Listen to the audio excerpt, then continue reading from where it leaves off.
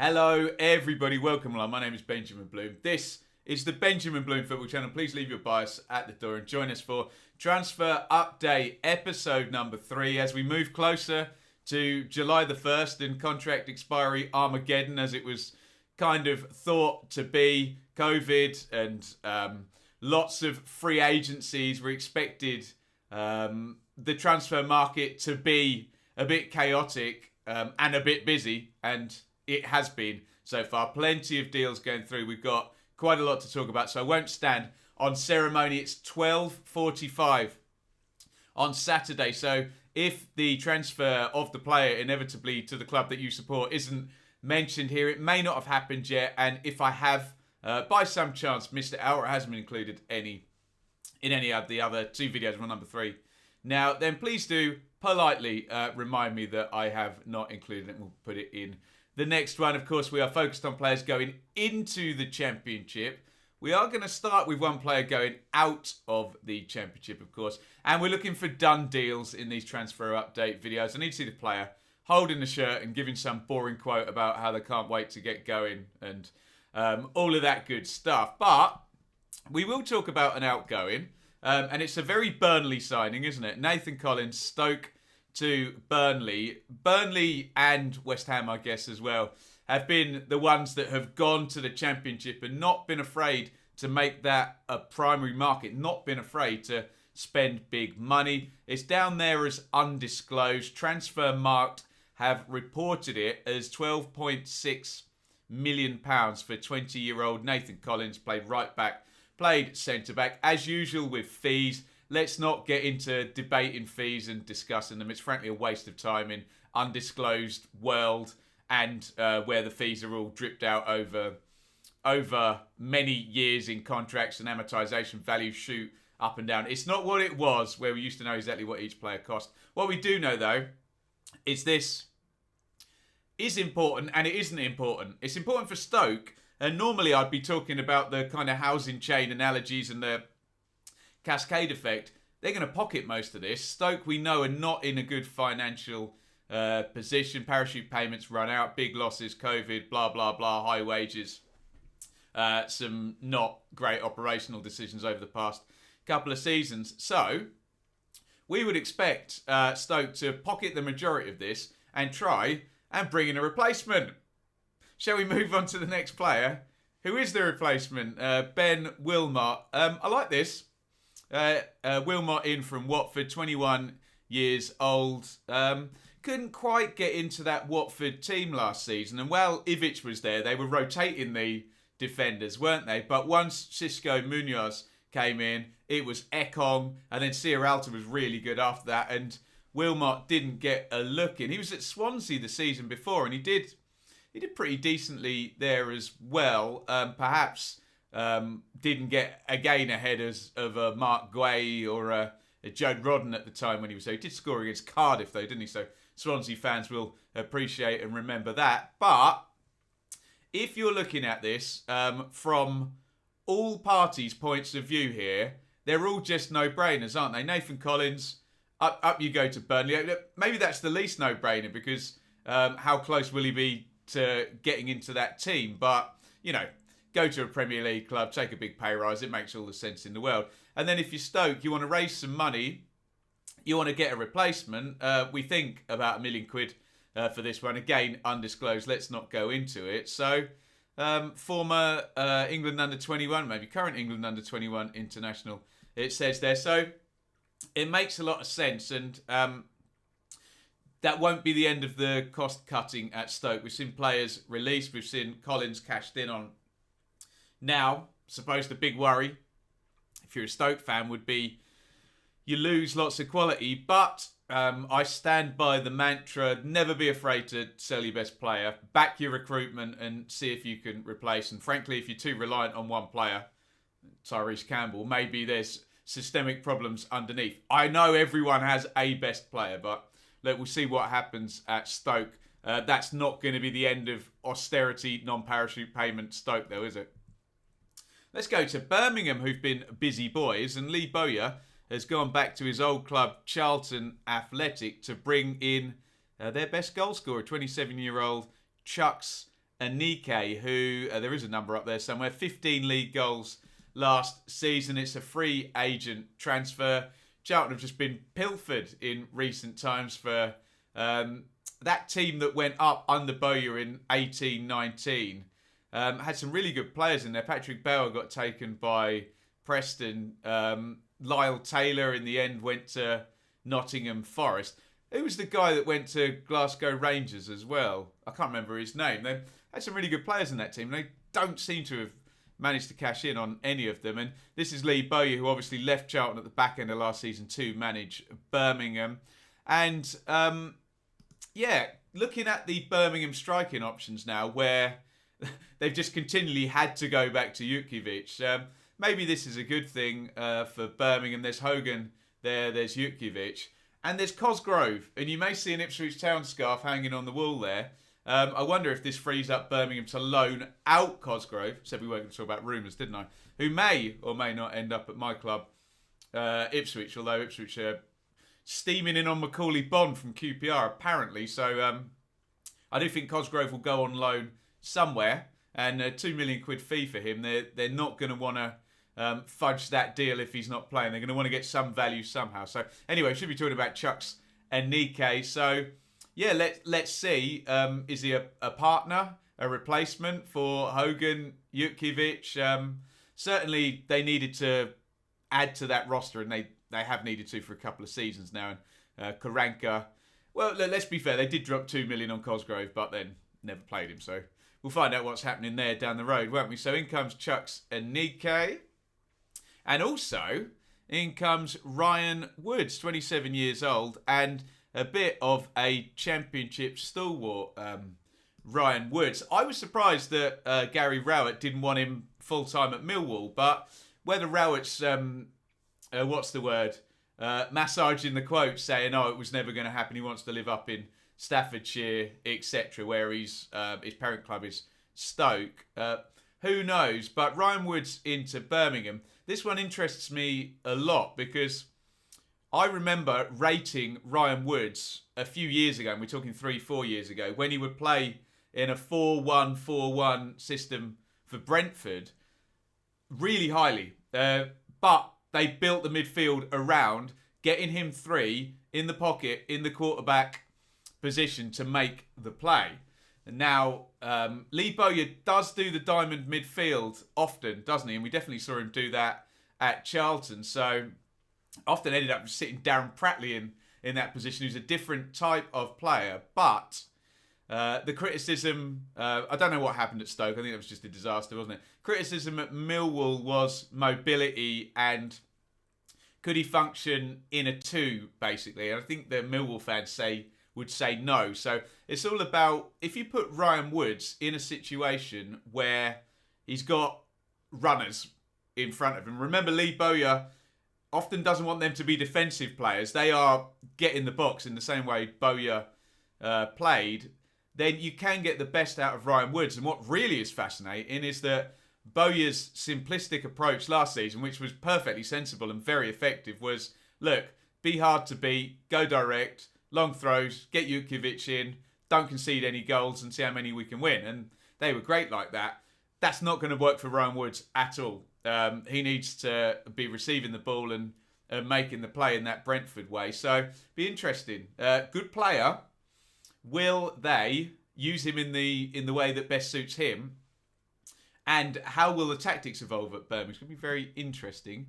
Here's one more. Jordan Graham, who's only 26, seems to have been around forever. At Gillingham last season. Look at that. 13 goals and 9 assists. That's excellent. He was at Wolves back in the day. A winger. So again, we go straight back into Lee Bowyer and tactics, because I've just been talking about a diamond midfield. No wingers in that system. So very, very interested to see how this works out. Whether it does mean more like a 4-4 F-2 and a couple of wingers. Doesn't suit Ryan Woods. Could be a 4-1-4-1 all over again. But look, we will find out. Graham, it's kind of good to see, isn't it, when a player, is at a big club, I suppose. whilst he was at Wolves, they turned into a bigger club and a Premier League club. And you think, oh, they're dropping down. And then you want to see the trajectory back up. Well, from Gillingham and a good season there and this transfer on now to Birmingham, you'd say the trajectory is looking up for Jordan Graham, who'd had a ton of loan clubs. As well, is it another free transfer? 2-year deal. Yeah, it's another July the 1st. Jobby, isn't it? So, yeah, interesting times at Birmingham, who are shaping the Lee Bowyer team. Even more interesting times at Luton, who I think are onto a 7th signing now. We haven't talked about number 6 yet. This is number 7. Don't worry, he's next in the video. Carlos Mendes Gomez on a permanent transfer from League One side Morecambe. We think there is a fee because it's a transfer club deal. Thank you, Steve, for smarting me up that this was going to happen at this time and delaying my video. So 22 years old, lower divisions again for Luton, and you just got to be excited by the recruitment there, because in the same way Peterborough do in League One, where you know if you're a decent League One level striker, you know if you go to Peterborough, they're going to put you in the team, make you the key man, create you loads of chances, and further their bank balance by furthering your career. You kind of now know at Luton, if you're a lower division player and Luton come in for you, you will get a chance, because Elijah Adebayo obviously came in from Walsall, didn't he, in the past season, and yeah, no sense of, oh, this is a project and we'll build this up gradually. So yeah, it all looks good fun at Luton. I must admit, don't know too much about Mendes Gomez, but he'll join the striking roster, in demand forward from Morecambe. Again, we won't speculate on the transfer fee, but with James Collins going out, then yeah, some necessary firepower in. But one more at Luton. This was Amari Bell last night. So Amari Bell, a Blackburn left back, and experienced at championship level, let's just say. Look, further strength to the Hatters' defence following the summer arrival of Reece Burke.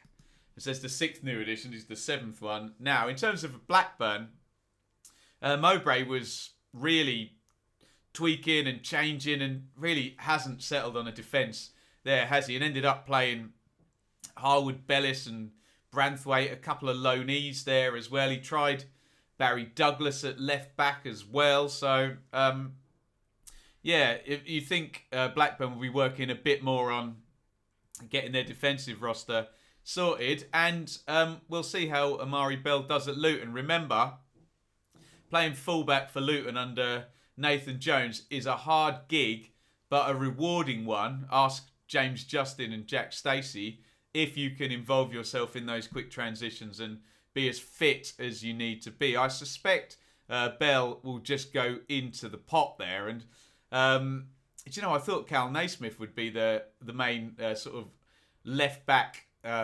choice when he arrived, but he was then moved across to centre-back. So I don't know whether there's an opening there or not. Luton fans will tell me about the depth of the full-back roster there. But exciting times at Luton. 7 players in now, and they've set the bar high, haven't they? Was it 12th place last season?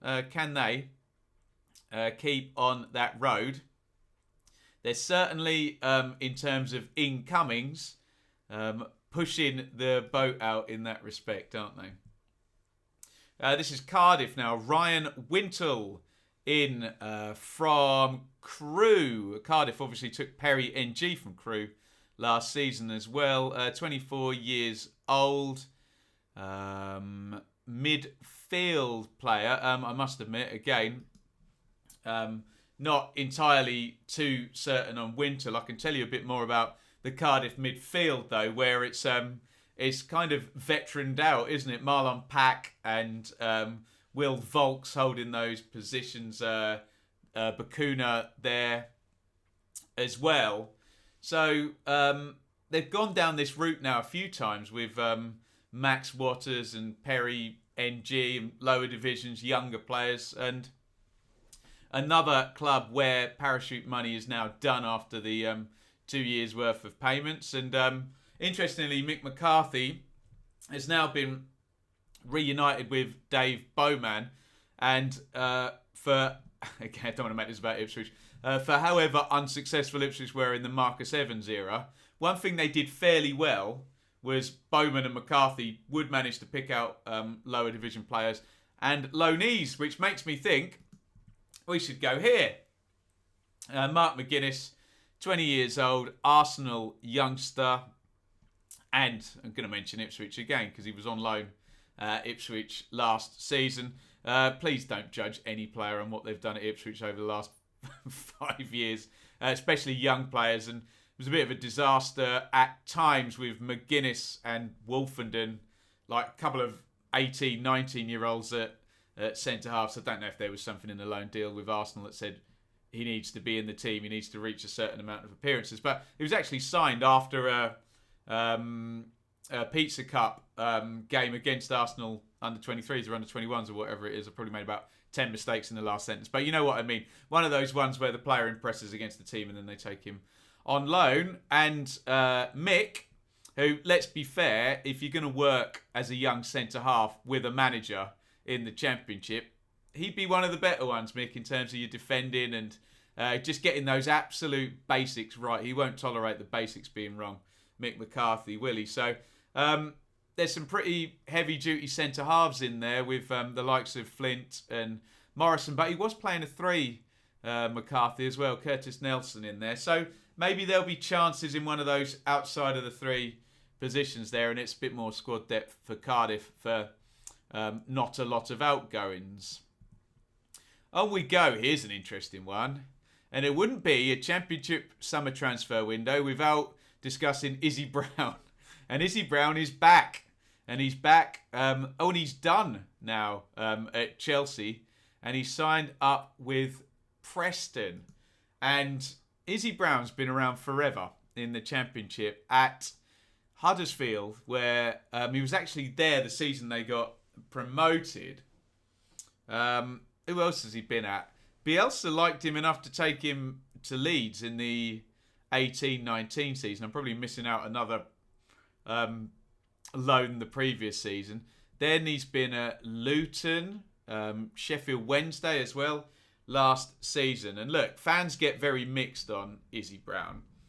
As a supporter of none of those teams, hopefully I can bring some neutrality. The numbers don't lie on Izzy Brown, or do they? A little bit. One, he doesn't get on the pitch often enough. And I don't like the term injury prone. I feel that's unfair and a bit patronising to footballers. Your body is your body, and, you know, injury prone always feels a bit unfair. But he certainly had a lot of spells out through injury. When he is in the team, Brown, he always gets assists. He always creates a lot of key passes. He can carry the ball and drive forward. And I know it sounds basic, but it's a long-hold rule of thumb for me in the Championship. If you can play a key pass whilst on the run, you'll be one of the higher outputting players in the division. Players can play a key pass, but that one that can drift, Brown can do that. But I'm sure fans of Luton and Sheffield Wednesday particularly will tell me, you do sacrifice a bit to get that. He needs... other players need to step in and allow him to do so, if you know what I mean. So my contention would be, and Frankie McAvoy, the manager at Preston, is going to have to figure this out. 1, can you get him on the pitch? And 2, can you get him the ball?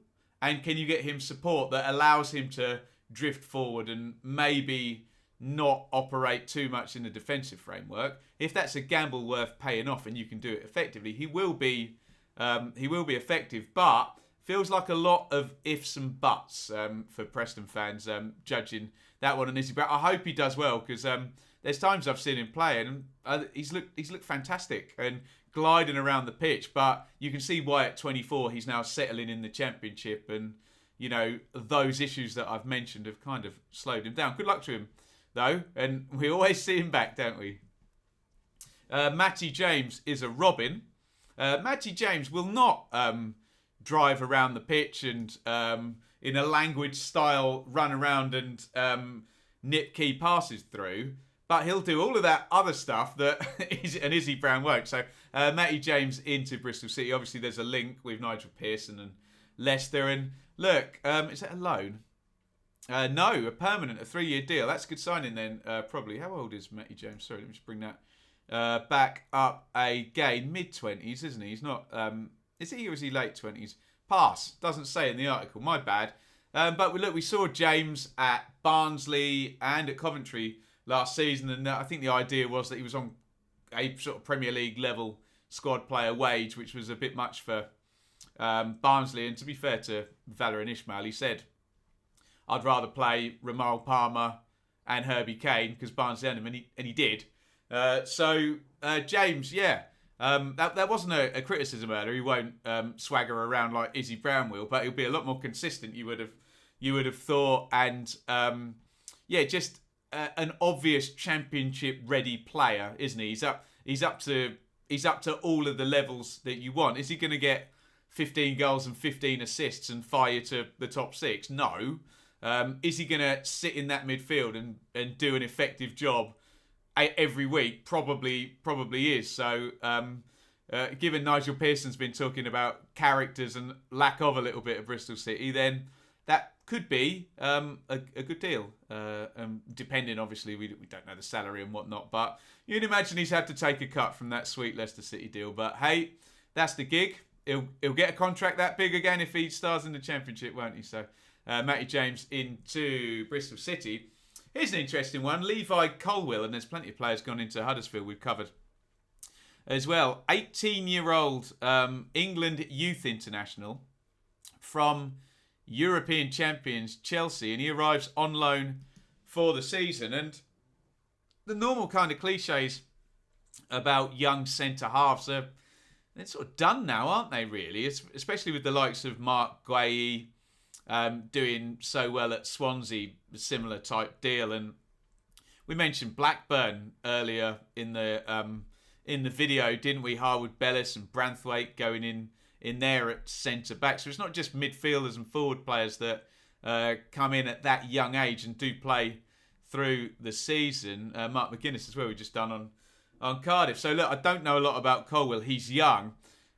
We know how highly rated these Chelsea players come. We know they scoop up, much to the annoyance of a lot of the academies, a lot of the good players, and end up farming them out, as we know, in the loan system. So will that be Huddersfield's gain? Obviously, they had Trevor Chalobah, didn't they? I know he's a midfielder, but there's some kind of link up there with Chelsea. Mentioned Izzy Brown as well. That's goes back a little bit. We'll see. We'll see how he does. It's not necessarily a flip of a coin, but it's down to the quality and attitude of the player to go and slog it out in the Championship. And some players do, don't they? So we'll see how Levi Colwell does at Huddersfield, and like Luton and Blackpool that we're going to come on to. Certainly a lot of business done. I mean, I say done early.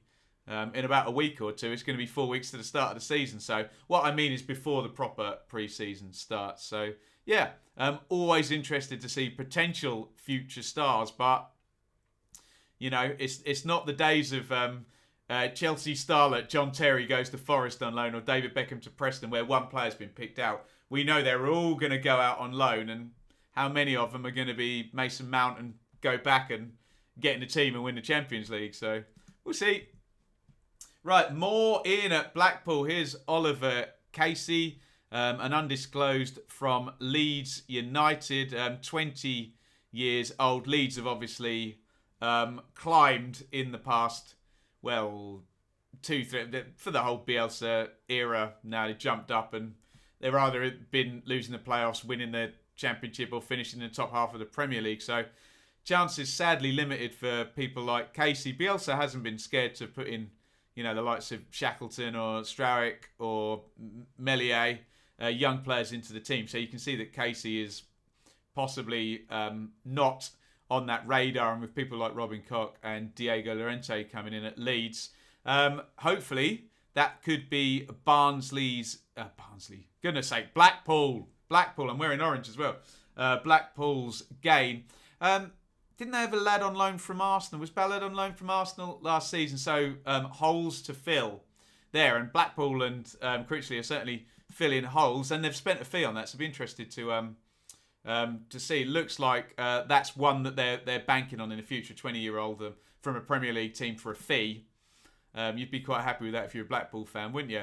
Here's a familiar one. Again, Callum Connolly has finally found his way back to the Championship. 23 years old, and again, there's an Ipswich link here because I saw Connolly play on full-back and in central midfield. I think he's done lots of centre-half stuff. He was at Fleetwood last season, wasn't he? He's been to Wigan in the past, and I think what you'd say about Callum Connolly now is at League One level, he's a real go-to guy. You know, he'll definitely do you a job, and we mentioned it with Matty James.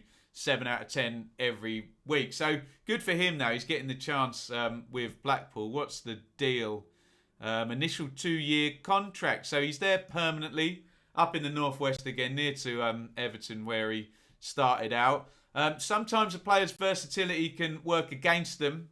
He can play fullback pretty much either side, so anywhere across the back four, and we've seen him as a stopper in central midfield as well. So you would hope for Connolly's sake he can lock down a position. They sold Turton, didn't they, the fullback, although players have come in as well.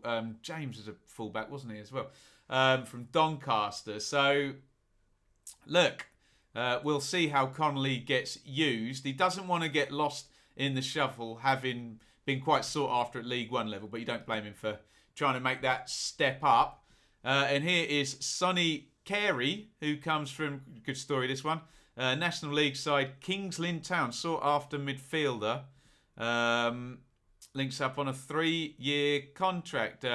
Was at the Norwich Academy and then dropped down to Kings Lynn and finds his way all the way up in the Championship. I'm going to go cliche. I'm going to say it's probably a project again. And the Irish striker they signed up looks like a similar thing. But you kind of like the front foot approach here from Blackpool, don't you? They're filling the squad with hungry players, that's for sure. And you can see down the bottom there, Reece James, Daniel Grimshaw, Shane Lavery, that's the guy's name I couldn't remember. Josh Bowler, Oliver Casey, and Callum Connolly. How many is that? 1, 2, 3, 4, 5, 6, 7. So there you go. Blackpool versus Luton. I think it's 7-all now with Huddersfield on 5 or 6 as well, for sure. So plenty of business being done there. And we're all the way back to Nathan Collins. There you go. That is my view. Sorry, nearly done 30 minutes. A lot of transfers to deal with, and I'm trying to keep up with the Euros, and they're stacking up. And it's going to get even worse when we hit July the 1st, when contracts are actually done. And maybe the more impatient players or impatient agents are going to want to get deals done with people out of contract. They're going to want to get in the club ahead of that rush of signings that we think is going to happen. Maybe some of the clubs who don't have too much open salary budget are then going to be going in and trying to move. So you'd suspect those first couple of weeks of July, particularly for the free agents at Championship level, is still going to be busy. Try and get them in during that sort of pre-season, so they're well acclimatised. And then at some point, we're going to expect this cascade of Jack Grealish or Harry Kane money to come into the game and cycle around. And a small percentage, but some of it will come into the Championship via some mechanism. And then, although those deals all tend to wait to the last minute, then we might get some big ones. We will see how that all plays out. None of the parachute boys have gone yet as well, but we'll expect sales from those clubs as well, possibly. So still a lot of madness to begin. I've had my say. Now you have yours in the chat. We're now at 1:15. So if any deals do go through imminently, they will have just annoyingly been missed out. But we will pick up on them. Let me know what you think. Your club signings, any club's signings. And I will see you for the next transfer update video, which will likely be at the back end of next week. Before the Euro quarterfinals at the weekend, so we try and keep up to date. And thank you everybody who's tweeted me and DM'd me and messaged me when signings happen. Please do that at Benjamin Bloom on Twitter. Keep me up to date as things are ticking along, and that makes my life very easy. So thanks again for all the people who've done that. It is appreciated, even if you only get a thumbs up in reply from me. I do very much appreciate it. Thank you everybody for watching, and until the next transfer update video, over and out. Thank you so much for watching. If you enjoyed this video, please hit the like button to see more videos from this channel. Hit the subscribe button, and to be notified every time we upload, ring the bell for those notifications to come through on your device. If you really want to support the channel and me as a content creator, I will be eternally grateful if you head over to the merch store and grab something, or support over on Patreon, patreon.com/Benjamin Bloom. Thank you for your time. Go and watch another video.